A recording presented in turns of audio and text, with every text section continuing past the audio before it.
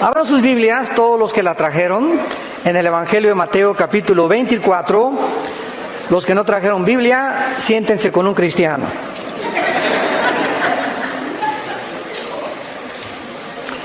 Venir a la iglesia sin Biblia es como ir a jugar fútbol sin pelota. Así que pues hay que venir, ¿verdad?, armados hasta los dientes con la palabra de Dios. En Mateo capítulo 24, versículo 32 al 35, que va a ser la base de nuestra conferencia, vamos a sentar una base única para recordar que si alguien puede preguntar ahorita en el mundo, ¿nos encontramos en la última generación o realmente estamos muy cerca ya del próximo evento profético que se titula el arrebatamiento de la iglesia? Cuando el último emperador de Rusia, Nicolás, le preguntó a un misionero cristiano: dígame usted una prueba de que Dios existe. Y este misionero simplemente escogió una palabra para demostrar la existencia de Dios. Y esta palabra es Israel. Israel. Y durante todo este tiempo, ¿verdad?, desde el 14 de mayo de 1948, que este año se cumplen 70 años del establecimiento libre, soberano, independiente de una nación que fue formada en un solo día. Este es el fenómeno más grande que existe de la sociología, de la historia, porque jamás en la historia una nación había renacido después de casi 2000 años de haber sido dispersados en el mundo entero, que pudieran haber regresado a su tierra, mantenido el lenguaje y el idioma y convertirse ahorita, 70 años después, en la nación que más aportaciones ha hecho al mundo en la tecnología. Si tú traes un UPS o traes un Way, ¿verdad?, lo inventaron los israelíes. Si tú conoces ahorita esa píldora que te puedes tomar sin que cause ningún daño e investigar todo tu sistema gastrointestinal para saber qué tienes dentro de tu estómago, lo inventaron los israelitas. El 65% de los premios Nobel han sido de judíos. Y la pregunta normal es: ¿qué acaso son superiores a los italianos, a los árabes, a los mexicanos, etcétera, etcétera? De ninguna manera. Simplemente, cuando venimos a la Biblia, encontramos que de todas las naciones que iban a poblar el mundo, ahorita somos aproximadamente 200 naciones, de acuerdo a las Naciones Unidas. Dios escoge a la nación más insignificante. Por ejemplo, en Sudamérica la nación más pequeña es Uruguay. Y Israel cabría más de 30 veces en Uruguay, para que tengan una idea de lo pequeña que es. Rodeada de más de 300 millones de multimillonarios árabes que están con todo el petróleo del mundo. Porque los árabes poseen el 65% de las reservas petroleras del mundo entero. Así que es increíble cómo puede haber escogido Dios un minúsculo lugar geográfico para que a través de este lugar geográfico, más que cualquier cosa del judaísmo, pudiera la atención del mundo, antes de que Cristo regrese en cualquier momento, concentrarse en los medios de comunicación, en los periódicos, en la televisión, en esta nación. Es increíble que hace algunos meses el presidente de Estados Unidos determinó que la embajada que tiene Estados Unidos en Tel Aviv sea movida a Jerusalén. ¿Por qué? Porque Israel es la única nación en el mundo que no se le ha permitido tener las embajadas en su mera capital y en su ciudad. Entonces, hay un fenómeno impresionante moviéndose, y ahora el 14 de mayo próximo, el mes que entra, un mes y medio que entra, se van a cumplir 70 años del establecimiento de la nación de Israel. Y hace 2000 años Jesucristo dijo estas palabras en Mateo 24, 32 al 35, como la señal más grande de todas las que hay para saber en qué tiempo de la historia nos encontramos. Y dice así: de la higuera aprendan la parábola. Cuando ya su rama está tierna y brotan las hojas, sabéis que el verano está cerca. Así también vosotros, cuando veáis todas estas cosas, conoced o sépanlo, que está cerca, a las puertas.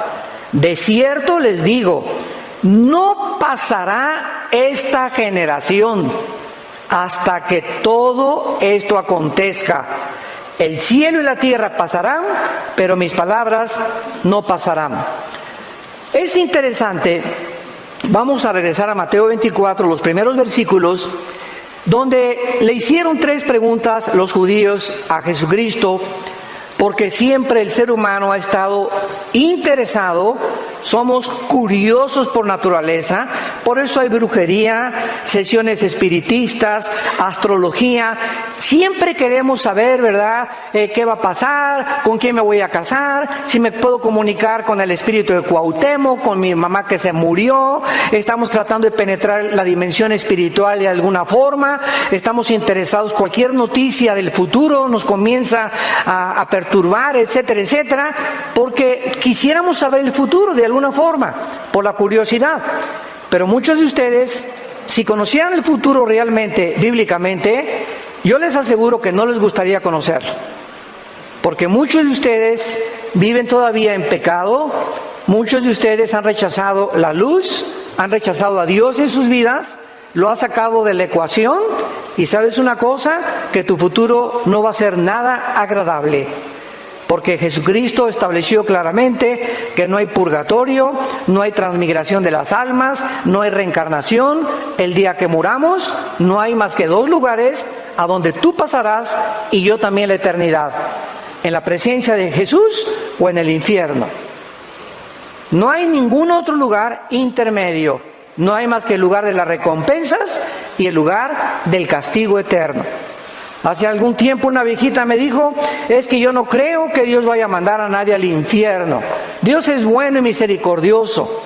Y yo le contesté a esta viejita: amén, amén. Dios no va a mandar a nadie al infierno, ellos se van a ir solitos. De tal manera amó Dios al mundo que ha dado a su Hijo unigénito, para que cualquiera de ustedes no se pierda, mas tenga la vida eterna. Entonces tú tienes esta vida como un agente moral responsable de tus acciones, de tus pensamientos y de tus palabras. Algún día le vas a dar cuentas a Dios. Lo quieras creer o no lo quieras creer, te puedas burlar, puedas ir comiendo chicle, puedas salir por esa puerta hoy como entraste, pero recuerda que Dios te da la oportunidad para muchos hoy de arreglar tus cuentas con Dios y tratar de poder establecer el destino eterno donde pasarás la eternidad. En Mateo 24, versículo 3, estando sentado Jesús en el monte de los Olivos, los discípulos se le acercaron aparte diciendo: dinos, número 1, ¿cuándo serán estas cosas? 2, ¿qué señal habrá de tu venida? Y 3, y del fin del siglo. 3 preguntas acerca del futuro le hicieron a Jesucristo. En aquel tiempo, cuando los discípulos le preguntaron a Cristo estas preguntas, la Biblia no estaba completa. No se había terminado hasta un siglo después, cuando murió el apóstol Juan a los 93 años.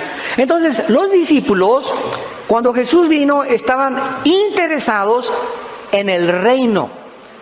Porque todo el Antiguo Testamento, desde 2 Samuel 7, Dios prometió que el reino no iba nunca a detenerse a través de David y de Salomón. Entonces, cuando Jesús viene, y comienza él a manifestar señales milagrosas. Los discípulos creyeron que era el reino que estaba profetizado en el Antiguo Testamento.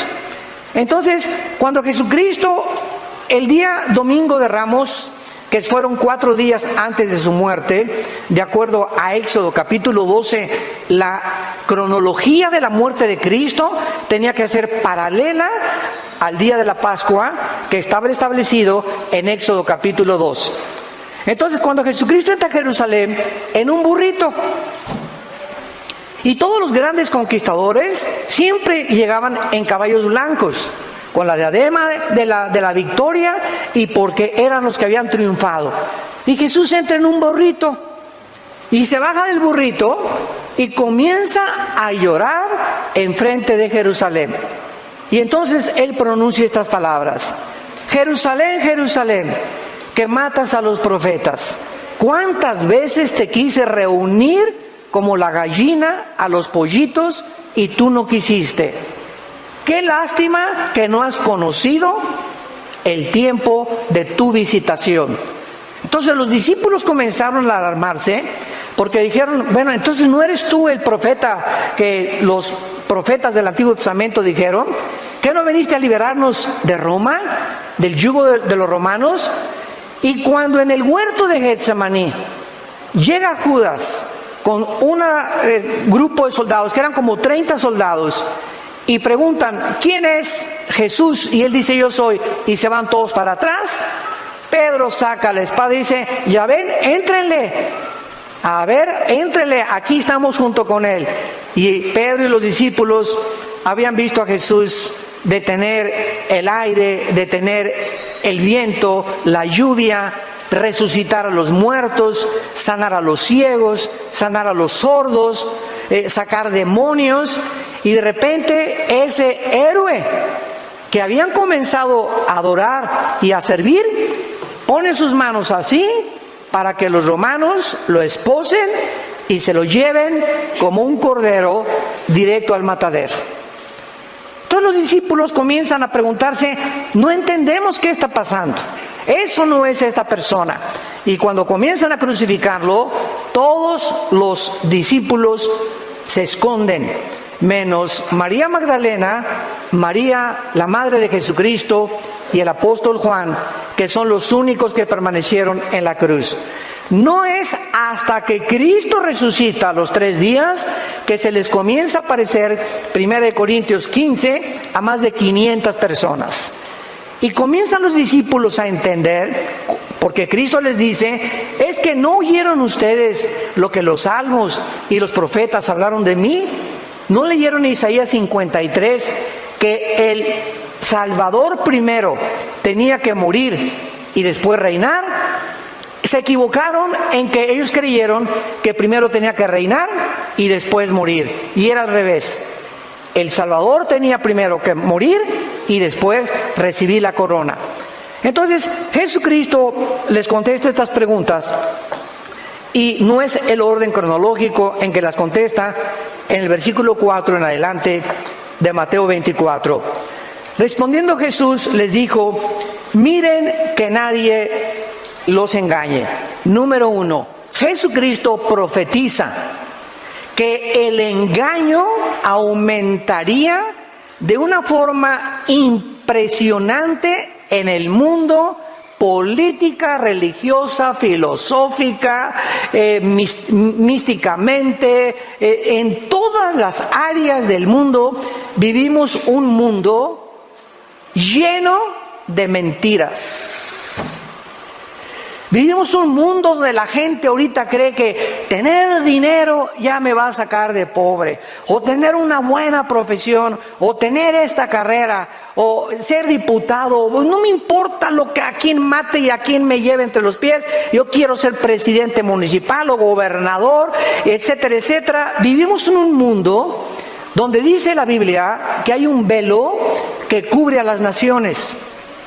Nos rodea un mundo que está ciego ante la realidad de quiénes somos, que somos peregrinos y que no hay nada en esta vida que nos pueda satisfacer. Como mi esposa les comentaba ayer, ¿verdad? ¿Cuántas mujeres, como la mujer samaritana, Juan capítulo 4, la chulis llevaba 5 maridos? Y con el que vivía, cuando se encontró con Cristo, era su amante, ni casados estaban. ¿Cuántas mujeres han creído eso?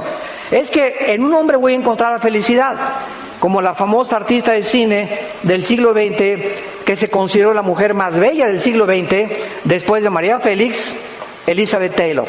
9 maridos, la chulis se llevó y los enterró. Creyendo uno tras hombre, ¿y cuántos hombres lo mismo? ¿Cuántos hombres, verdad? Una mujer y otra, y siempre buscando y creyendo que vamos a encontrar al hombre perfecto, a la mujer perfecta, y que si ella persona no me hace feliz, pues busco a alguien que me haga feliz. Ahí está el ego centrado en el ser humano. Cuando tú te casas, por favor, nunca pongas como una motivación buscar a alguien que te haga feliz. Nos casamos para hacer feliz a la otra persona. Y cuando comiences a buscar la felicidad de la otra persona, como decía la Madre Teresa, cuando la entrevistaron en Nueva York, la Madre Teresa llegó de Calcuta, de la India. Ustedes saben que tenía un leprosario y le preguntaron a la Madre Teresa: oiga, ¿por qué usted no se queda aquí en Nueva York y le vamos a hacer un asilo grandísimo para todos sus leprosos, con aire acondicionado, con la tecnología del siglo XXI, etcétera, etcétera? ¿Qué no busca usted comodidades y no busca usted para que puedan realmente estar feliz? Y la Madre Teresa contestó: es que gracias me regreso con mis pobres allá a la India, porque he descubierto que la felicidad no está en buscarle a los demás, sino en buscar hacer feliz a los demás. Y ella dijo estas palabras que cimbraron a las Naciones Unidas. La persona más miserable que he conocido, dijo la Madre Teresa, la persona más miserable y más podrida que he conocido, son las personas que están buscando continuamente a otras personas para que los hagan felices, que los sirvan. Y Jesucristo lo dijo 2000 años antes que ella. El siervo, el verdadero hombre, el verdadero líder, no es el que busca que lo sirvan, sino el que sirve a los demás.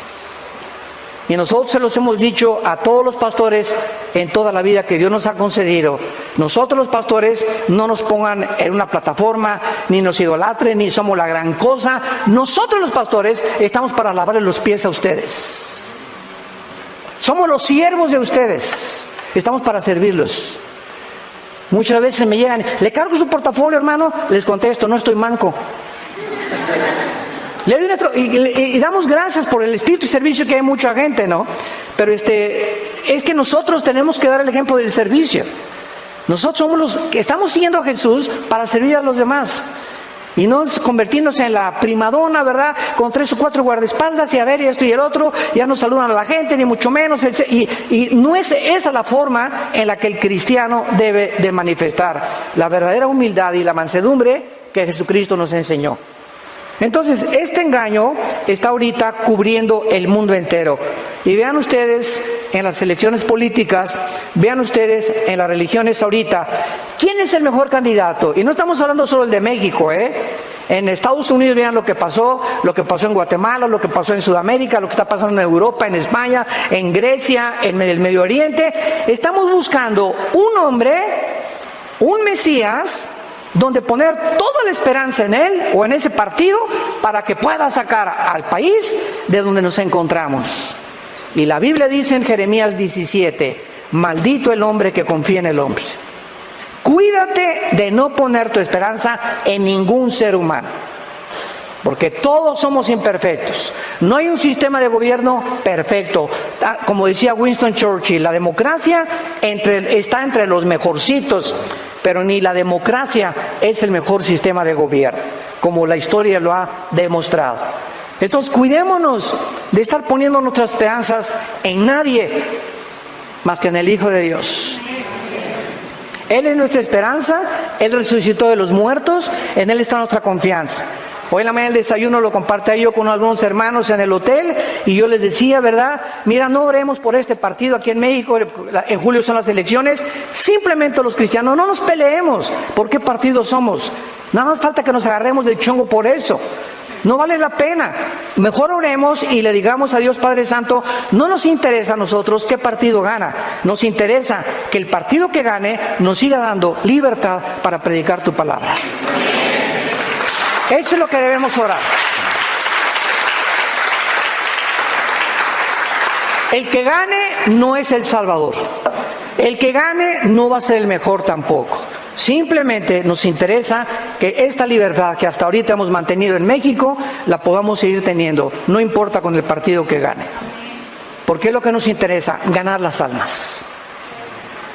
Jesucristo a continuación les dijo, vendrán muchos en mi nombre, a muchos se engañarán. Y en el versículo 6 al versículo 8, Cristo dijo, ya como la señal de los últimos tiempos, oiréis de guerras y rumores de guerras.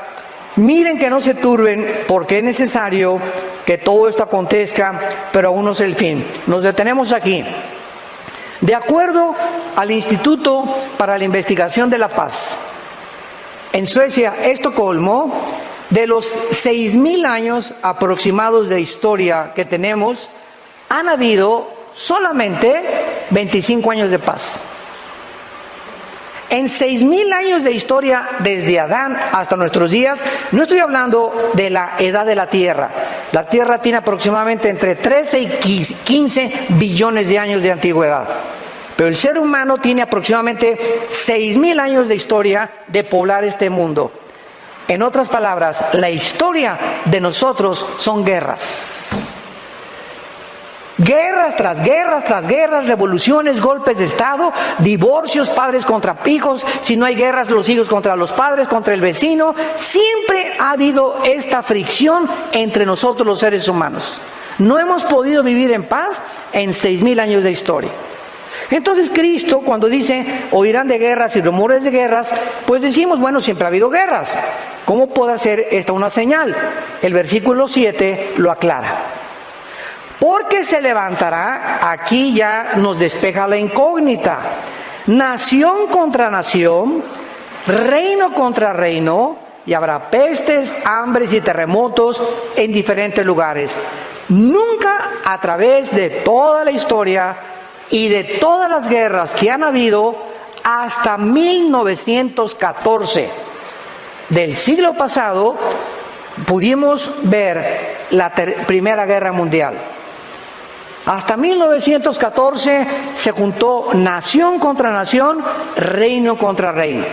Siempre ha habido guerras, una nación contra otra, los asirios, los egipcios, los babilonios, los medos persas, que ahora es Irán, los griegos, los romanos. Siempre ha habido guerras. La guerra, esta simplemente el año pasado, el siglo pasado, la guerra del Golfo Pérsico, que sacaron a Kuwait en 1990, la guerra de 1973 contra Israel, la guerra de los 6 días, 1967, y así tenemos todo el siglo XX, ¿verdad? Después de las guerras mundiales, con rumores de guerras. Y ahorita nos encontramos, hoy en la mañana estaba viendo yo el CNN, las noticias, pues ya Irán amenazó a Israel que lo quiere bombardear, Trump no sabe si ir al Medio Oriente, va a mandar al vicepresidente porque hay una amenaza de una explosión nuclear, y ahorita se están conociendo las intenciones de tu padrino Kim Jong.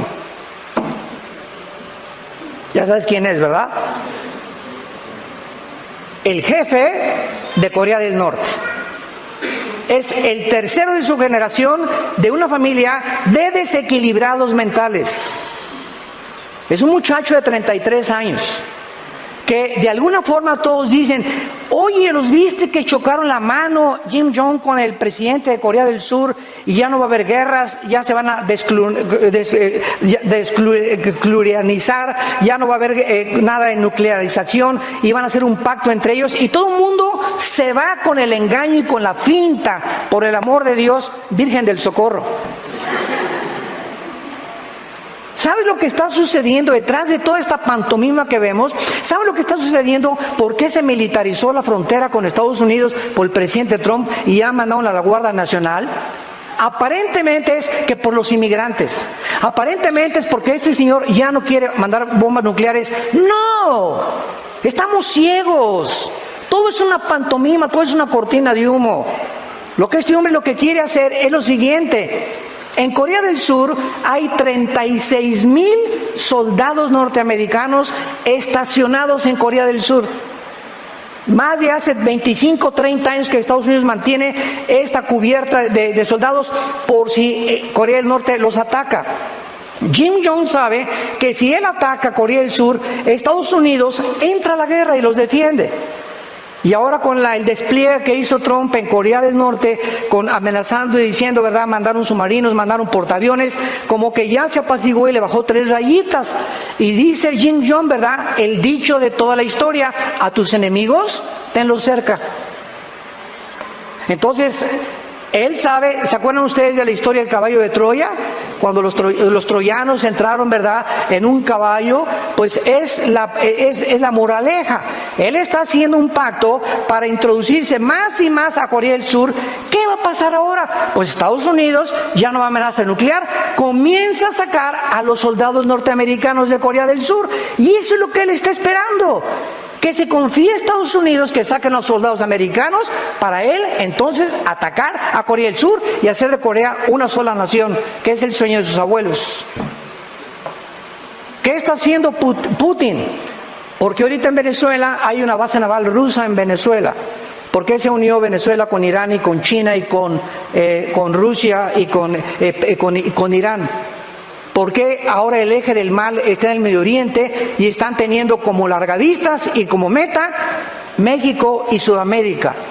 ¿Por qué? Porque los rusos quieren entrar y quieren debilitar a Estados Unidos, pero en medio de todo este mare magnum y de todo lo que está pasando, ¿saben quién es el centro realmente del conflicto?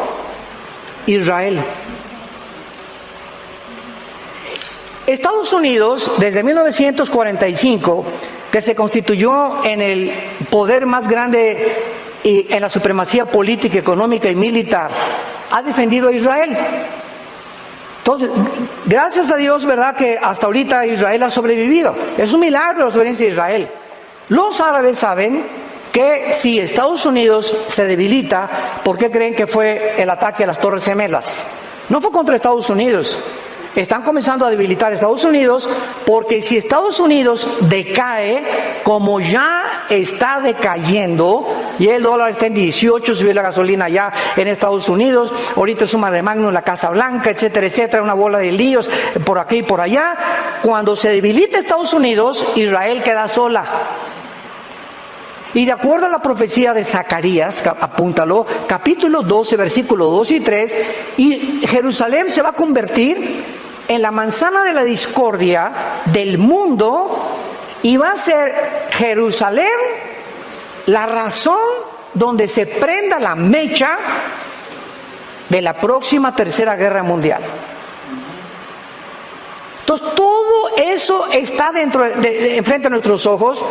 Decía un gran hombre de Dios, Dwight Pentecost: cuando vamos a un estadio y vemos que salta el América al campo y saltan las Chivas, claro que siempre gana el América, ¿verdad?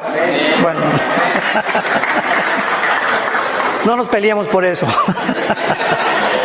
Cuando saltan los dos equipos, sabemos que el partido va a comenzar. O el Barcelona y el Real Madrid, aunque siempre gana el Barcelona también. Bueno, cuando saltan los jugadores, sabemos que el partido ya va a comenzar.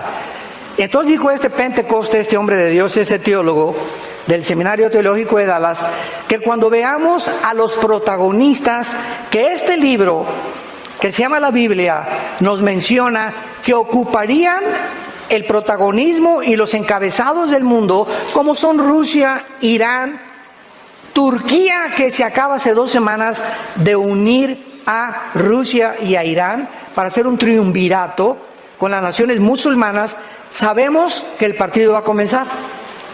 O sea, los jugadores, los protagonistas, las naciones que hace 2500 años los profetas hebreos profetizaron que tomarían participación en la última guerra del mundo, ya están delante de nosotros. Y Jesús nos lo dijo para que cuando suceda no se espanten, para que se preparen, para que levanten erguid vuestras cabezas, para que tomemos en serio a Dios, que estamos más cerca de lo que nos imaginamos y que el tiempo se nos acabó. Es hora de ganar las almas, es hora de santificarte, es hora de serle fiel a tu esposa, de serle fiel a tu esposo, es hora de que entendamos que el tesoro más grande que Dios nos ha dado es la familia. Es la familia, el tesoro más grande que Dios nos ha dado. Y las familias somos el centro y la base de la sociedad. Es hora ya de dejar de jugar a Dios y al cristiano. Es hora que tomes en cuenta a Dios y que te pongas serio con Dios. Y que seas un estudiante de la Biblia, un discípulo de Jesucristo. Y que de verdaderamente podamos entender que sin santidad nadie verá a Dios. Ahora bien, en Mateo 24 que acabamos de leer, después de todas estas señales, pestes, hambres, terremotos, de acuerdo al Instituto de Sismología en Boulder, Colorado, siempre ha habido terremotos, siempre ha habido huracanes, siempre ha habido tornados, siempre ha habido tsunamis, pero no desde 1976. Hace 35, 40 años, que están, y más en el siglo XXI, nunca había habido tantos ataques de la naturaleza contra nosotros. Parece que vivimos un mundo donde la naturaleza se ha vuelto nuestro enemigo. Y lo voy a explicar por qué. Esto es bíblico también. Nunca ha habido los tornados que ahorita hay, nunca han convergido incendios, inundaciones, terremotos, tornados, tsunamis, como en los últimos 25 años.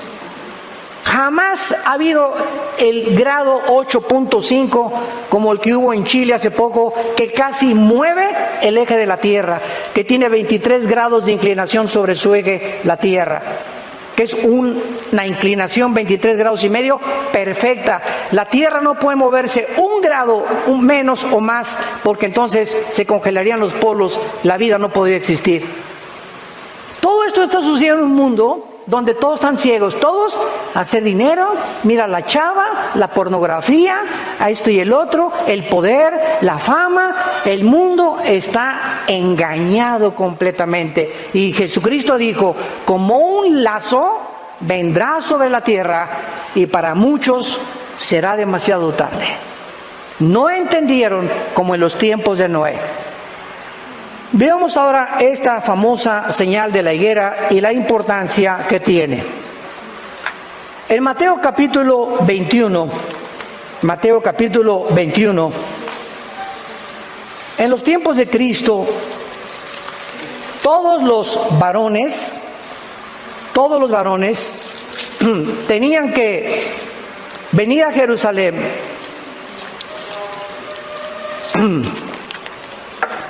Tenía que venir a Jerusalén 3 veces al año a la fiesta de la Pascua y a celebrar las fiestas de Israel. Y todos venían a través de Jericó. Y en el camino, cuando venían los peregrinos hacia Jerusalén, había una higuera muy famosa. Ya saben ustedes que la higuera es la que produce higos. Y Jesucristo y los discípulos habían pasado por esa higuera durante mucho tiempo también. Pero la última vez que Jesucristo comienza a entrar ya a Jerusalén para el Domingo de Ramos y que fuera crucificado 4 días después del domingo, o sea, Cristo no murió el viernes, porque si murió el viernes, ¿cómo iba a estar 3 días y 3 noches? Hubiera resucitado el lunes.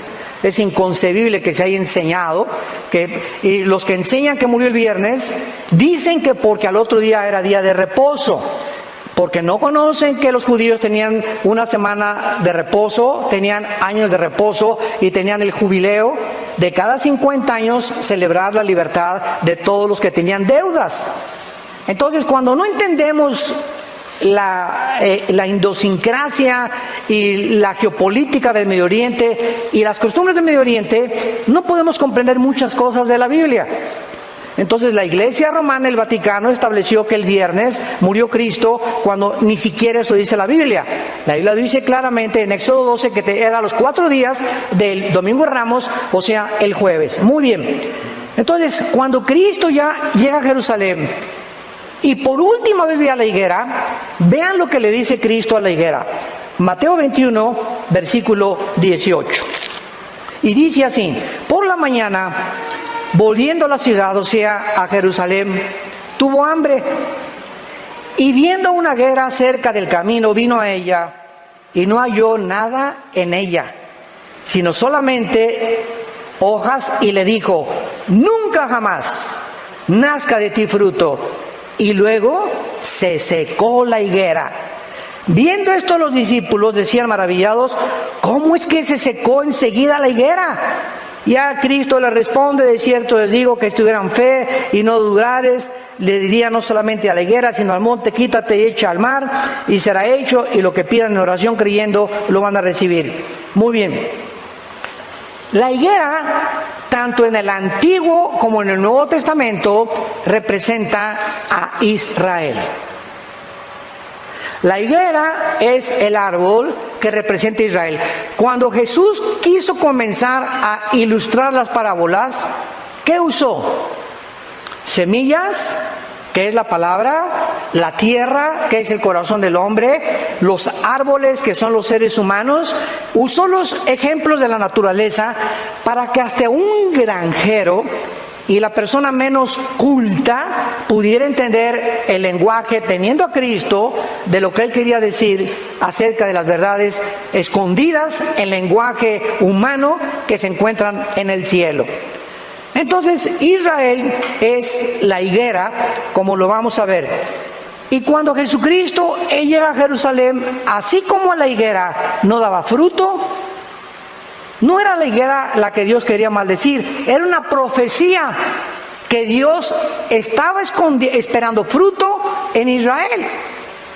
A lo suyo vino y los suyos le rechazaron.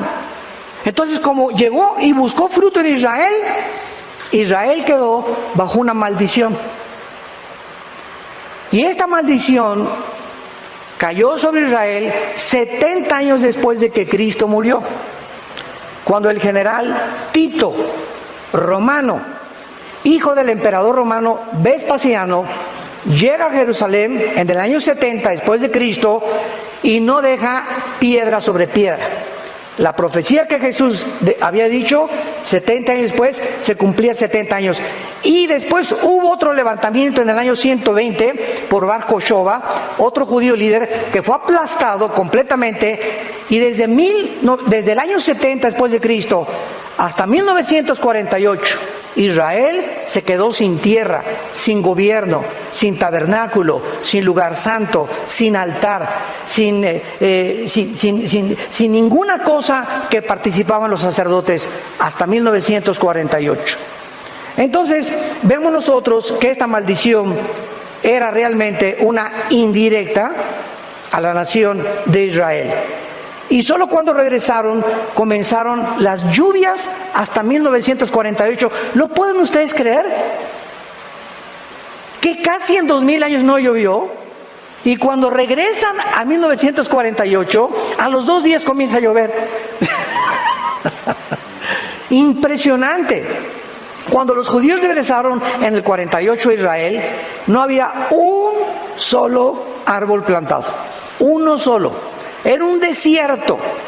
Y los judíos haciendo la obra de la ingeniería hidráulica más portentosa del siglo XX, de 1948 a 1950, en 2 años, plantaron más de 6 millones de árboles. Irrigaron milagrosamente la tierra. Ahorita vas a Israel y vuelas, y siempre yo he dicho, ¿verdad?, que es como cruzar Estados Unidos a México. Cada vez que mi esposa salimos de Estados Unidos, pasas de México a Estados Unidos en avión, y México todo seco, todo podrido, basureros, y llega a Estados Unidos todo verde, todo próspero, y entonces viene la envidia, y son los ricos, no, espérame tantito, no es por ahí. Esa es la teología, ¿verdad?, falsa del comunismo, que si los ricos se les quita el dinero y se les da a los pobres, y hay una repartición igualitaria del dinero, entonces ya el mundo va a vivir perfectamente bien. ¿Sabes una cosa? Es la mentira y la farsa más grande que pueda haber. ¿Por qué Estados Unidos ha prosperado? ¿Por qué Estados Unidos fue la nación más grande, económica, mejor vestida? Todo mundo quiere irse a Estados Unidos a trabajar. Nadie quiere venirse a México a trabajar. Nadie quiere irse a Rusia a trabajar. Nadie quiere irse a España a trabajar. ¿Por qué es Estados Unidos? Simplemente porque Estados Unidos, después de Israel, es la única nación en el mundo fundada con la Biblia. 1625, los pioneros huyen de Inglaterra, perseguidos por el Vaticano, porque se convirtieron a Cristo y renuncian al catolicismo. Y fundan en 1625 en el estado de Virginia, en Rhode Island, la primera ciudad, y desde que llegan los misioneros aquí a Estados Unidos, lo único que usan es la Biblia. Y hasta este momento, en cualquier tribunal de justicia de Estados Unidos, no juran sobre el Corán, no juran sobre el Tripitaka de Buda, no juran sobre el libro de los Vedas de los persas, todos juran sobre la Biblia. Esto es verdad y nada más que la verdad, y a la verdad me someto. Es el juramento que hacen todos. Y cuando ponen su mano sobre la Biblia, hay de aquellos que sean agarrados en perjurio, como agarraron al presidente Clinton cuando negó que había tenido relaciones con la muchacha esta y casi pierde su presidencia. Entonces, ¿y aquí a México quiénes llegaron? Virgen de todas las vírgenes. Aquí a México no llegó el evangelio, llegó, ¿verdad?, una religión nada más. Se mezclaron con los indígenas, hubo un sincretismo entre brujería, religión y paganismo. Y pasaron muchos años, hasta 1895, en el siglo XIX, los primeros misioneros que llegaron a México comenzaron a poblar Tabasco y Guerrero y los mataron. Fueron misioneros presbiterianos. Escuchen esto, y hasta 1975-80, en la República Mexicana, la clase media alta comenzó a ser ganada con el evangelio. En 1980 tú decías soy pastor y te decían ¿dónde están tus chivos? Nadie entendía lo que es ser un pastor. Y eran considerados personas iletradas, incultas. Oye, si tú eres pastor, pues ¿dónde están tus ovejitas? Y tú vas a Estados Unidos y un pastor es mejor que un ingeniero, mejor que un abogado, mejor que un licenciado, por el crédito que tienen, por la personalidad que manifiestan ellos y por el respeto que la gente les tiene. ¿Por qué? Porque después de casi 300 años, 50 años que nos llevan en cultura y en todo, estamos atrasados aquí en Latinoamérica, más de 400 años, en todos los aspectos. Y ahí nace la envidia, porque es lógico. Toda excelencia de obras, toda nación que prospere es la envidia de los demás. Cómprate un carro nuevo y te van a envidiar tus vecinos. Vístete china poblana y la que baila jarabe tapatío te va a envidiar también. Destaca o triunfa en la vida y tendrás un cúmulo de envidiosos que comiencen a hablar mal de ti. ¿Por qué? Porque no soportamos que alguien sea mejor y que alcance el éxito mejor que nosotros. Hay algo que me puso los pelos de punta hace poco cuando vi un artículo de las famosas que se consideran las muchachas más bellas del mundo, de Victoria's Secret, que es una marca para ropa de mujer. Y entonces sacaron la vida de ellas en la privacidad. Y los reporteros dijeron que es impresionante que entre estas muchachas, que son como 8 o 10, las que escogen supuestamente con las mejores caras y los mejores cuerpos del mundo, entre ellas se odian con odio jarocho. Es una envidia entre ellas mismas, quién es la más bonita. Y yo soy más bonita que tú. Y hasta le quiso poner algo en el café a la otra persona para que se durmiera y no se presentara al concurso. De la envidia que tienen entre ellas mismas. Entre los artistas, entre los deportistas. ¿Cuántos odian al pobre de Messi, que es un jugador que sí va a quedar enano, que tiene autismo en 2º grado? Por eso cuando Messi entra al campo, no es como Ronaldo, ¿verdad?, que aquí papucho de papuchos, llega, no se fija en el público, o sea, está completamente aislado. Así son los autistas, y él se enfoca en la pelota y durante los 90 minutos del partido no pone los ojos en nadie más que en la pelota, la sigue como si fuera como si hubiera en tercera dimensión, la tuviera aquí cerca. Los pases que da exactamente los da, pero a la mera bota de la persona, porque se concentra nada más en la pelota. Por eso es un mago del fútbol. Y así vemos nosotros que así hay cantidad de gente. ¿Y por qué lo odian? ¿Por qué lo critican? Por la envidia. Entonces, así pasa en la vida. Tenemos que entender la naturaleza humana. Entonces, vemos que Dios nos muestra claramente que esa es la razón por la cual Israel es odiado. Quiero decirle lo siguiente, a cualquier historiador que nos visite, nunca desde el 48 Israel ha comenzado ninguna guerra. Siempre las guerras que ha habido contra Israel es porque se han defendido. Los palestinos, la última vez que les mandaron bombas a Israel, desde los hospitales y desde las escuelas, pusieron los cañones para que cuando Israel contestara el fuego, ellos ante el público internacional dijeran, es que están matando a niños, cuando ellos mismos los estaban matando y los ponían de carne de cañón para desprestigiar. Y de todas las resoluciones de las Naciones Unidas, el 65% de las resoluciones de las Naciones Unidas han sido contra la nación de Israel. Y en penúltimo lugar, ¿por qué este odio? Escuchen esto y abran sus oídos. El odio que hay ahorita contra Israel es porque Israel va a establecer el reino milenial de Jesucristo en la tierra. Ahí es donde va, podríamos decir, aterrizar Jesucristo. Se va a parar Jesucristo en Zacarías 14, en el mero monte de los olivos donde fue crucificado. Se va a hacer un valle de norte a sur y de oriente a occidente. Y ahí Jesucristo en Jerusalén, Dios va a bajar su trono que está ahorita a este mundo. Dios lo va a bajar y ahí en Jerusalén será el trono de Dios durante 1000 años. Entonces el diablo, los poderes de las tinieblas están enojadísimos, tratando de impedir que venga Jesucristo, porque el diablo, dice Apocalipsis 12, tiene los minutos contados. Entonces es lógico todo el odio que hay contra Israel, donde solo una nación lo defiende, y por eso Dios la ha bendecido. Ahorita ya que Estados Unidos abandone Israel, entonces vendrá el derrumbamiento de Estados Unidos.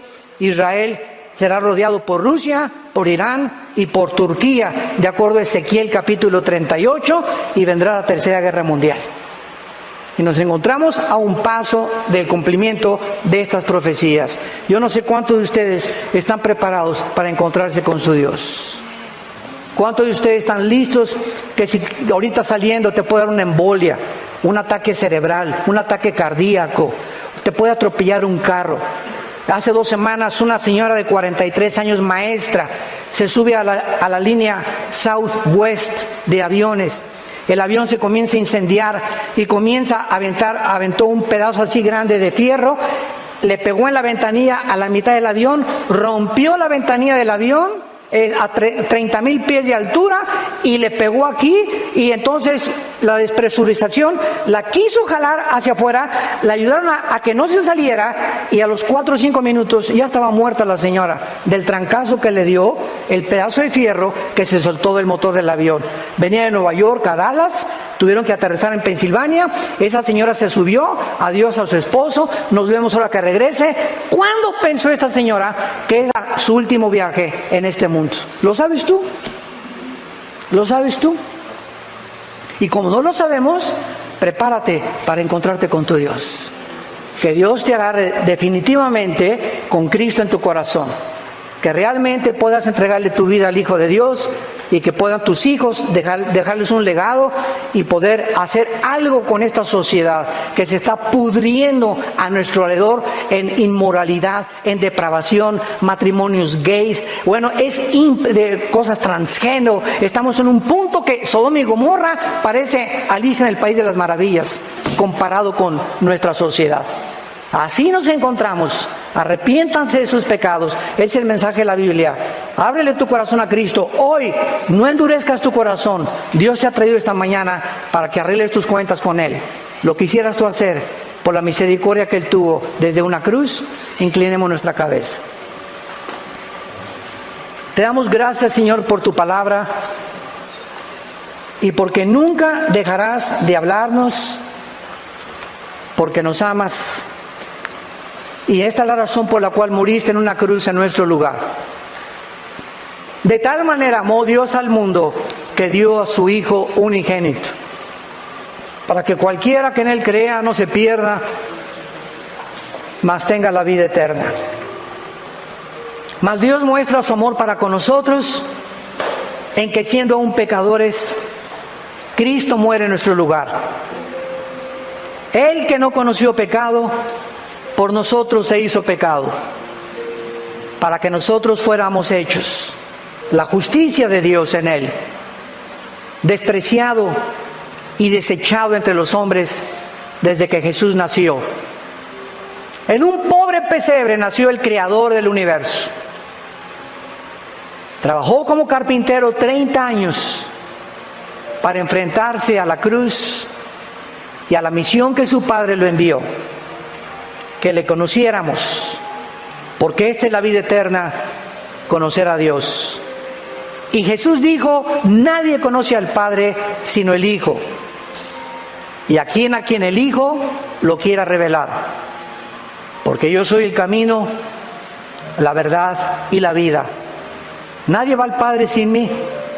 Es imposible conocer a Dios sin antes conocer a su Hijo, porque es el Hijo el que ha venido a revelarnos al Padre. En esta mañana dile a Dios con todo tu corazón, si tú sabes en tu conciencia que no lo tienes y que este mensaje ha redarguido, te ha convencido que estás mal delante de Dios, que eres un pecador, condenado. Si mueres, estás condenado, condenada eternamente en el infierno. Pero hay este mensaje glorioso, esta esperanza que la Biblia nos da. Dile: Señor mío y Dios mío, me arrepiento de mi vida. Gracias porque en esa cruz pagaste tú con tu sangre una cuenta pendiente de pecado que yo tenía contigo, y que ahora comprendo que yo no la podía pagar nunca, ni con buenas obras, ni con sacrificios, ni con ninguna religión. Eres tú, Jesús, el que en mi lugar llevó el castigo que yo merecía llevar. Y como creo que a los 3 días te levantaste de los muertos, te pido que entres a mi vida en este instante como mi Señor y mi Salvador.